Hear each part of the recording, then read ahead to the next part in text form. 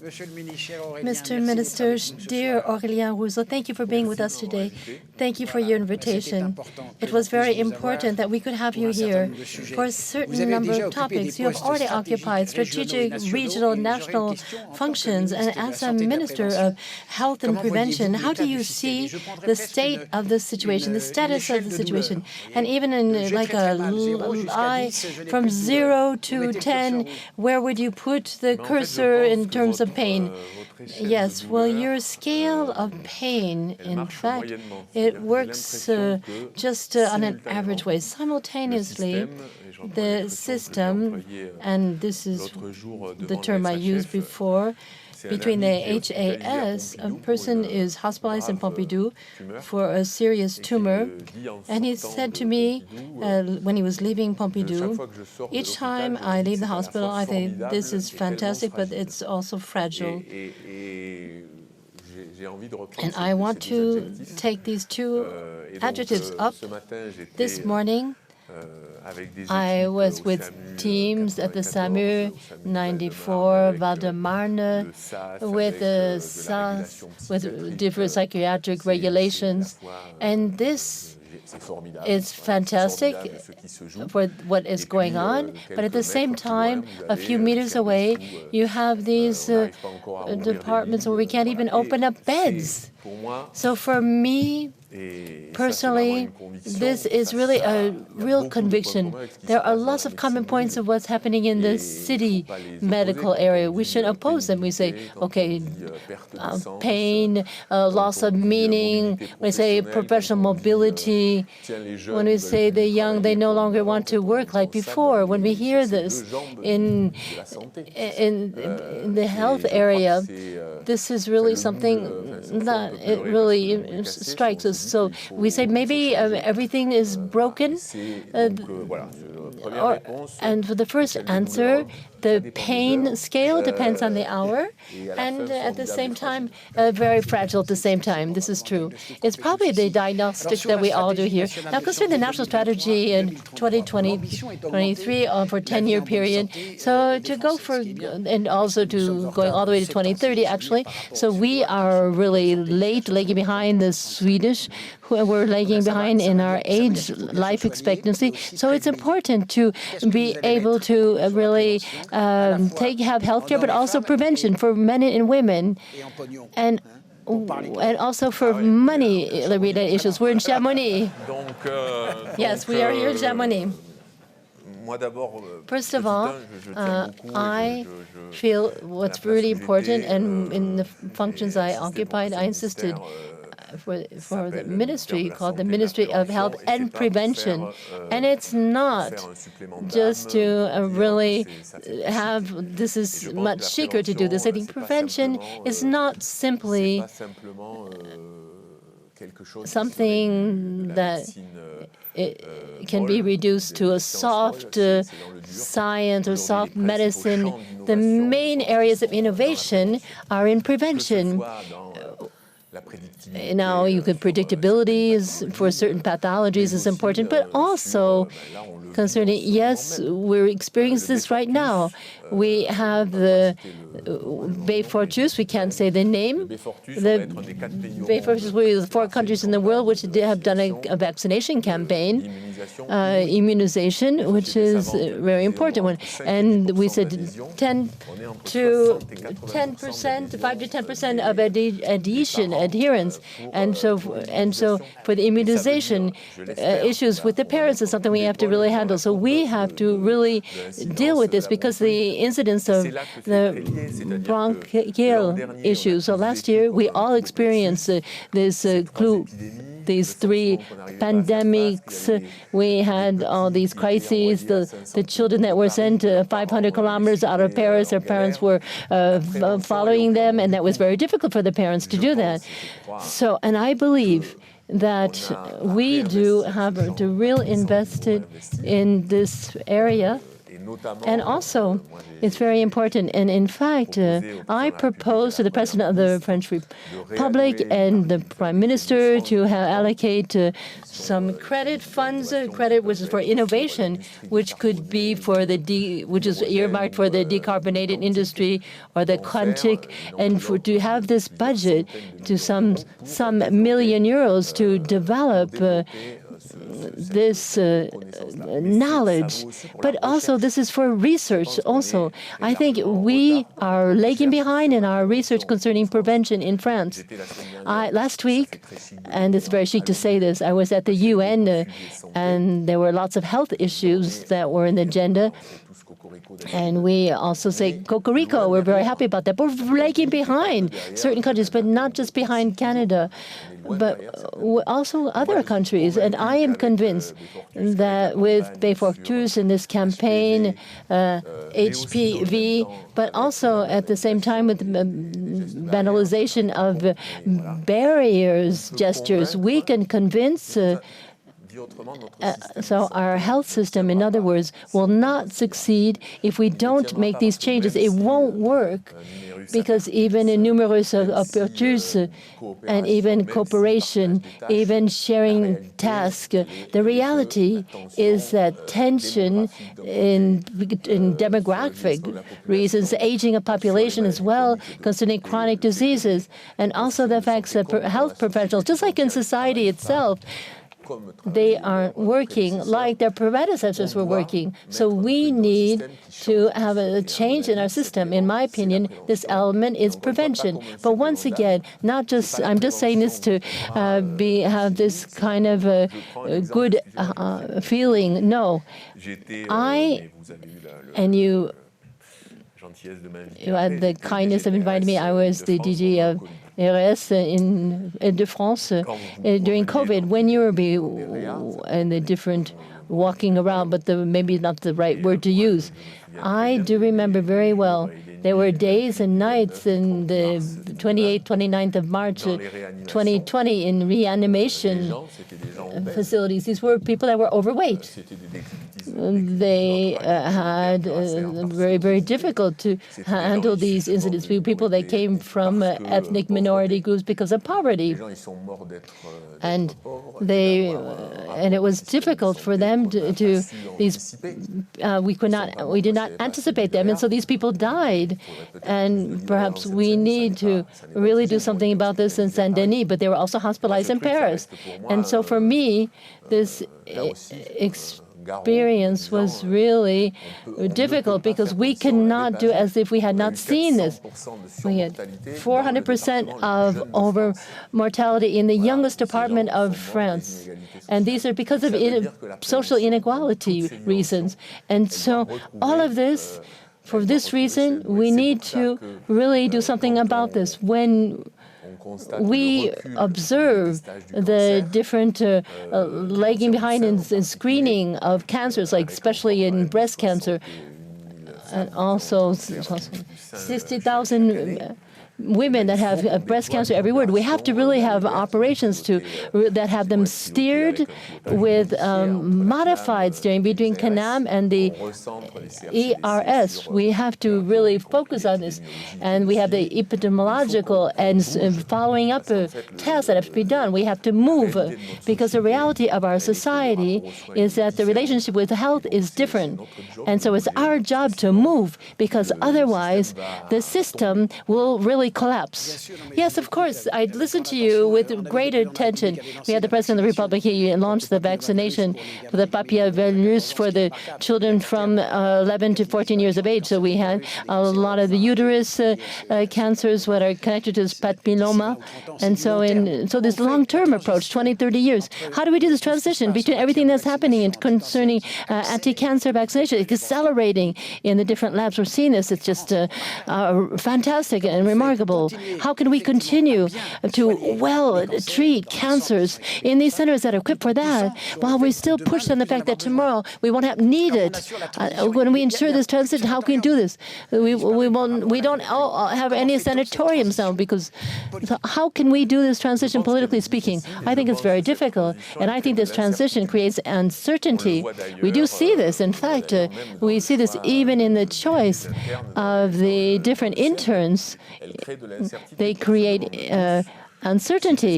We said, we look at the specialties. Will they be modified by artificial intelligence or etc., other technology? What we're doing collectively, our error, is to do this error that we also did collectively 30 years ago, was to say we will need less doctors in 20, 30 years. So for this reason, we will have a numerous clausus. And so this is in the head of certain specialties in particular. I believe that also, and I don't oppose both of them, because maybe I don't oppose both of them, because I think the transition will be long. There will be some breakthroughs in certain ways of handling different health issues, but also we have the aging of populations. For example, the work that we'll be doing concerning health determinants for certain cancers, research concerning the pediatric cancers that have a poor prognostics, so it's difficult for us to crack that. And we have different spaces of conquest and progress that are still important. However, it is true, we are all at that point. We say this is part of our functions. If we succeed, this is the day we won't be useless. We will be useless. In fact, we won't be needed in that specific job. So I think for the doctors and health, we do have utility still. So prevention, we spoke a lot about that during this day. It is something that is a local region, territory, the CPS and all the different nurses, those who see the patients 3 or 4 times a day. The doctor doesn't do that, and in their own environment. Now, will you push that as well? Because that's how we can really have prevention. It's not from what I would say from the top. No, of course, it's unless you can have it all trickling down. How can you ensure in practice that each one can have these preventive tools that you desire? I believe, and we do see this in the CPTS, 75% today of the population in France is covered by CPTS.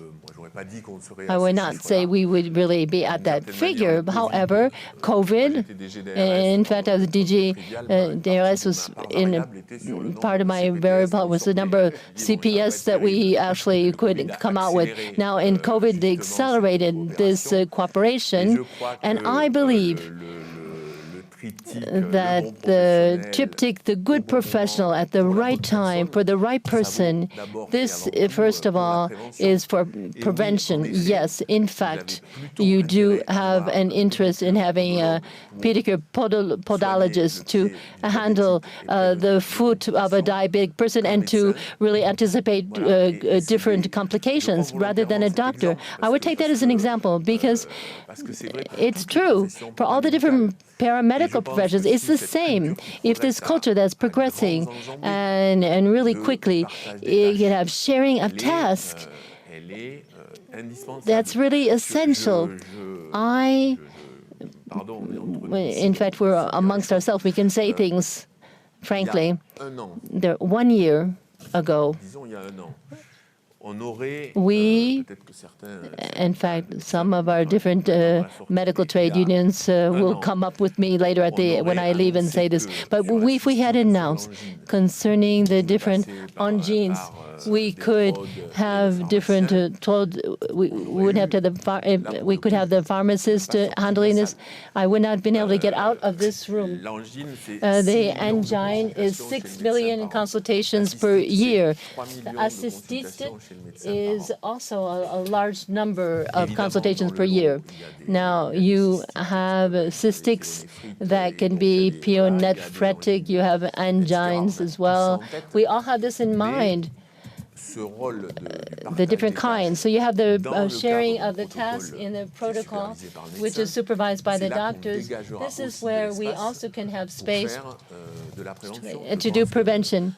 And I think in terms of overweight issues, we always will have dialogue with the dietitian, will have a more important role rather than with the doctor, even though he can be as brilliant. So this requires proximity. And in the CPTS, we see the nurses, they are advancing on these subjects because they are also, they have, in the liberal model, they have a salary. Also, and I was in a health area, Manuel Vexin, where you have the medical assistants who are the nurses. The work that is done is fantastic. Because when the documentation comes and the files come to the doctors, they already have the clinical elements that are fantastic. So this is really something important to pursue. In the negotiations, the conventional negotiations that I hope we could open as quickly as possible, I believe that we should not put pressure and say, if you don't do like this, you will have a differentiated pay. We have this dynamic situation, and this is because of the health managers, coordinators are responsible for this. It's because you have people who don't have the same values, but the immense majority, they want to open health care to our fellow citizens. And I'm really, there's such a, things are really going quickly, advancing quickly. I know the years to come will be difficult. It will be difficult for a liberal professional doctor 4 or 5 times a day. He can't say he can't take this patient because his list of patients is complete. He can't take any new patients. We have to have, Guy says, we have to have a slow medicine. And when I as a minister, I'm looking, is it Monday? I'm asking you, if is it Monday that I come? Yes. Well, as a minister, we visit the MSPs. These are the small, these are the multidisciplinary health centers, and it's magnificent. These are the top of the top. There are parts of those that have made 51 articles that will be generalized in this special bill for Social Security financing. And so we have different proposals. We have algorithms that is used. So we have capitalization to come up with the right solution. It's working very well.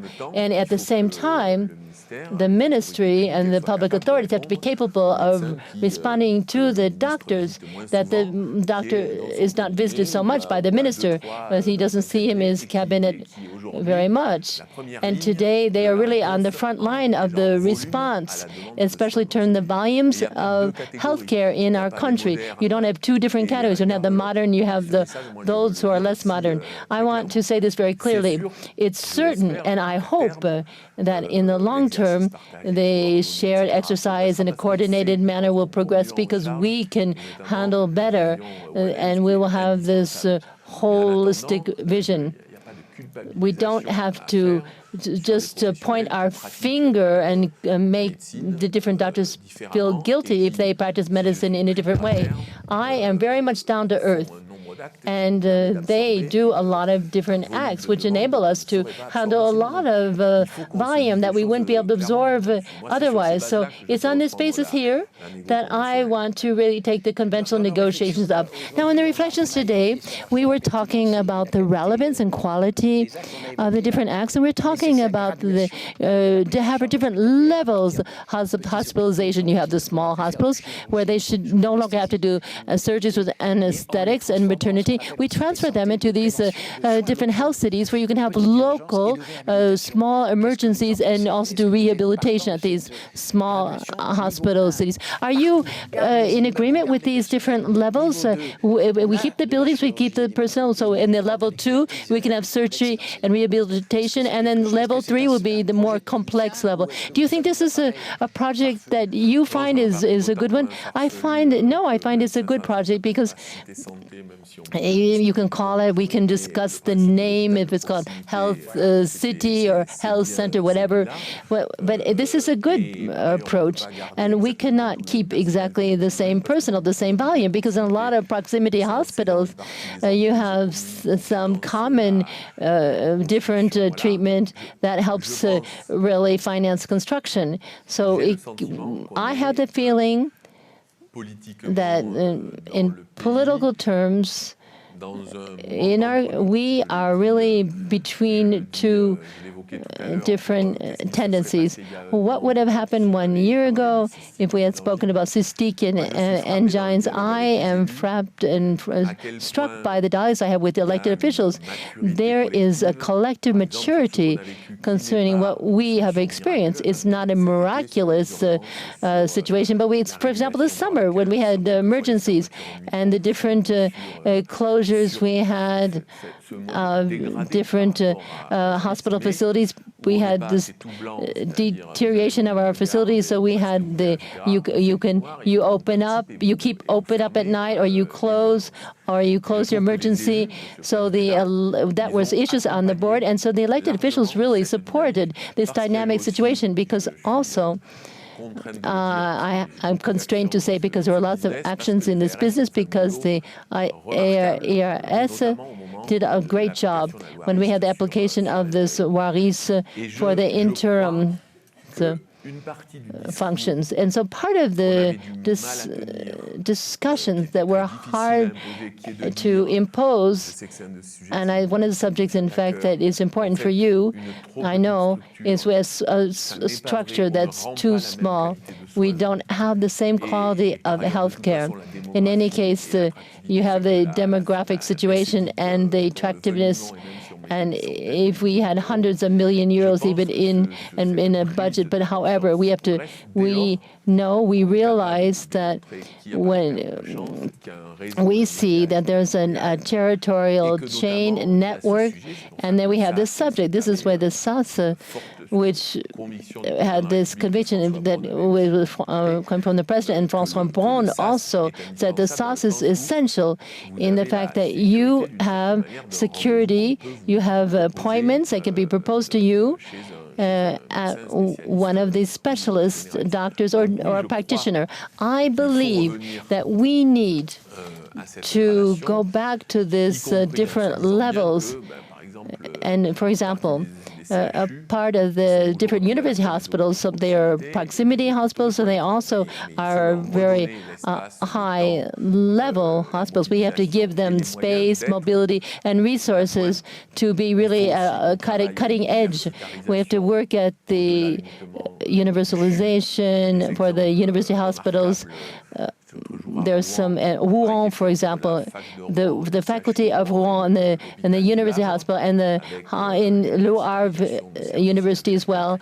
And so, because you had that way, you had the critical sites, and it saved Le Havre's hospital because it became more attractive. So having this kind of network is important, and having this specialization and this kind of levels is very important. I think this way we can progress. We have a collective awareness. I also think that and in fact, we should not have the feeling that in this special hidden trunk in the minister's office, we would have the rationalized mapping of all the different hospitals we want to close. We have different places like a Sarlat. It's really difficult to keep the emergency lines open, but we have to really struggle to maintain this hospital despite all the difficulties. So that's why different levels of specialization, different maturity levels, I think this is very important.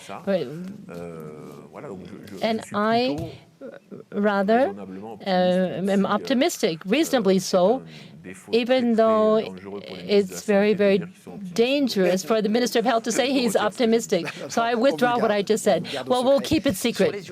Now, concerning emergencies, we do know, in fact, emergencies, and I'm going to be actually assassinated by my colleagues, the 4th of January, 2025, it's less 5 at the Boulevard of Saint-Michel. You'll have all these people falling, and you have femur, and you have a cranial issue, because these are emergencies, is when you have, we know you have epidemics, or you have terrorist attacks, or you have pollution. But also, in this framework, though, the urology department, which is a specialty of Grasse, said to all the different doctors in their area, don't send us anymore the urinary retention, the lumbar pains, and testicular, and the cystis to the emergency.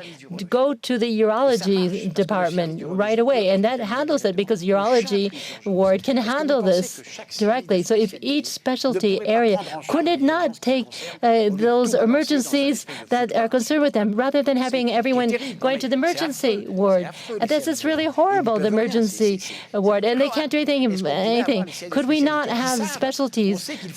They know we need 2 beds in 2 weeks because of we have this temperature outside, and it'll be too cold. Can we not use digital technology so that we can have less of saturation in the emergency wards? In 2.30 minutes, I think I'm going to make a lot of people upset with me. First of all, obviously, and during COVID, we experienced that in certain areas.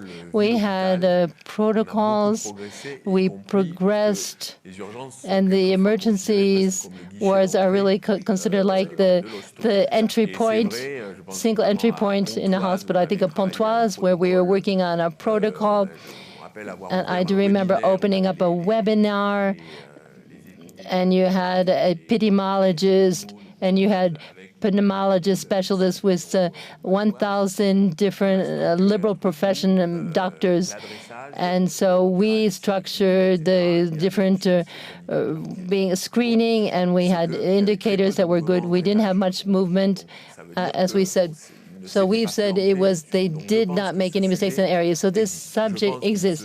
I think they do have obstacles, and they have, sometimes also, we have the patrimonial aspect of they want to keep, they're proud of having their hospital beds, but we have to change this mindset. I do believe that when we compare the figures for 20 years concerning the number of people in the emergency wards, this is more of a symptom. If we come with the SAS to open up secured spaces, this is what we're looking for at emergency wards. We want this security feeling.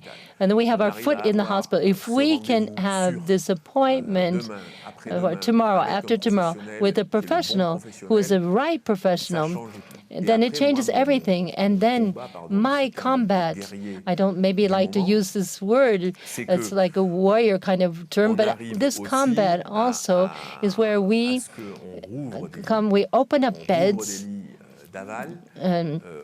upstream so that we can put some oxygen in the system. When the Prime Minister was announcing the different measures for night work, it was not categorical measures. It was measures because in our society to work at night,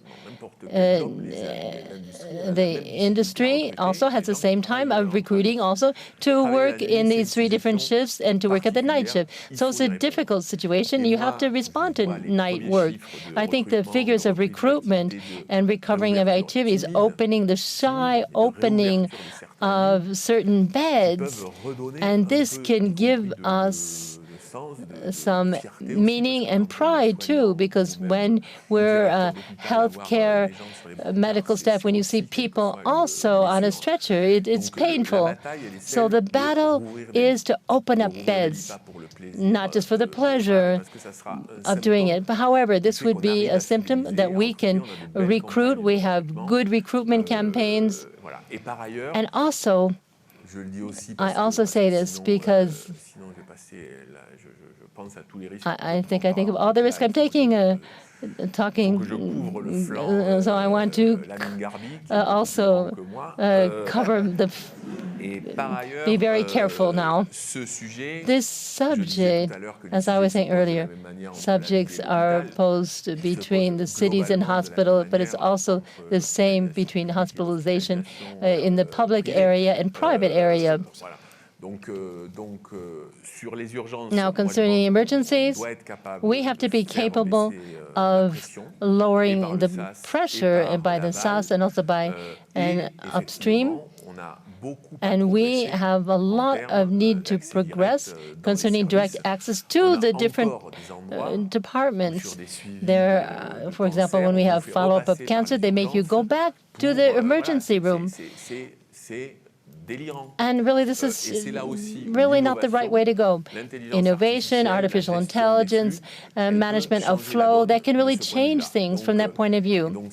So it's for this reason, but for me, innovation is not just predictability, it's not just the myocardial infarctus, it's also the healthcare system in general.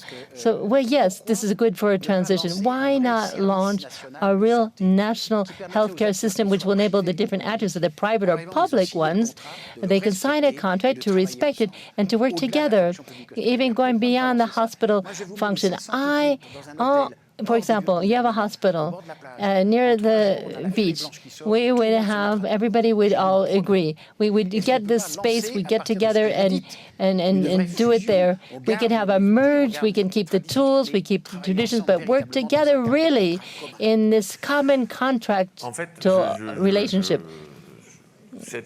This question is interesting, but if you want to add the hotel and the beach to be attractive, it says that was your idea of this, Guy.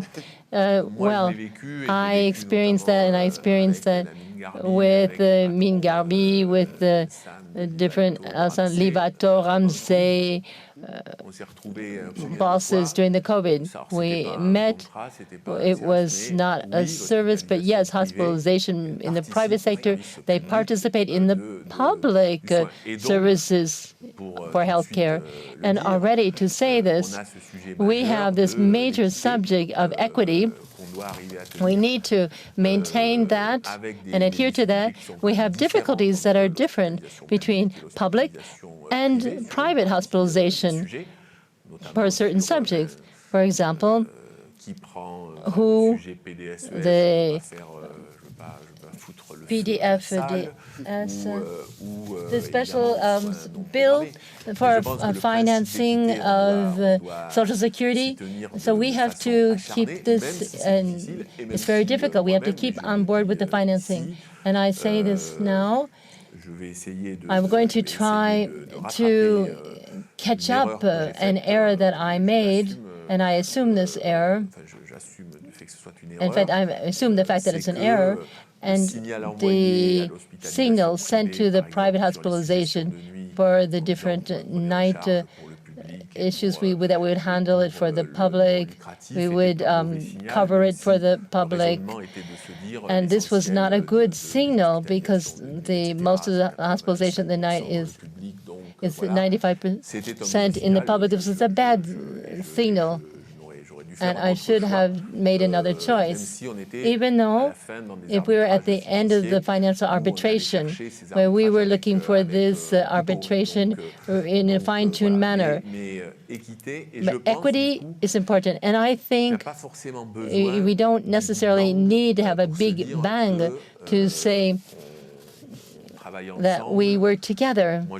I believe, I have this conviction, and it's very important for me, and it's been important since COVID and even earlier. I made the choice of soliciting the private sector to hospitalize different sick people during for reanimation, and 20% in the Île-de-France were in the private hospitals.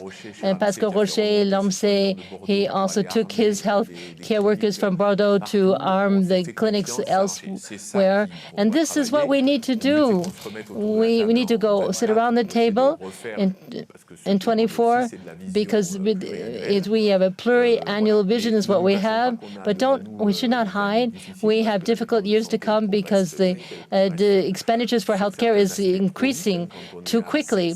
When we have 7% of the MEDOC for reasons that we can detail, or 7% for the DGs. And I confess when I hear that we're going to have economies in the health area, well, economies, it's not the tendency, because we progress for 8 billion next year we'll have. So this will be tight, it will be difficult, but I do believe the responsibility in the collective sphere will impose, because today we are all convinced, all of the stakeholders are convinced that what will save us. And this is what I want to repeat. This is the good professional at the right time for the right person. That is what you call relevance. And that will enable us to really endure and to have this, to slow down this progression, which would be unbearable. Tomorrow we'll have an interview with Roland Lescure concerning the industrial point. At your level, the different proposals for the regulations that were launched by the Prime Minister, that you also, Thomas Cazenat, Roland Lescure, you have been submitted, you have received them. We, with Roland Lescure, yes, we will be, well, how shall I put this, is a flipper ball. We have people that are embarrassing the industries and the bad guys that are at the health. So this doesn't make much sense, but it is a real chance to have the industry that we have in our country, in the Republic, is committed to relocalization, also in sovereignty, and it's not in the shortage of MEDOC that we can launch this combat. But I would like to say that in this bill, the financing of Social Security wanted to give more visibility to the industrialist for the different trajectories. There is something at the same time that makes me react. We have to have the right arguments put on the table. We have a subject for progression of expenditures, which has this innovative, we're going towards innovation as well. We have this progression.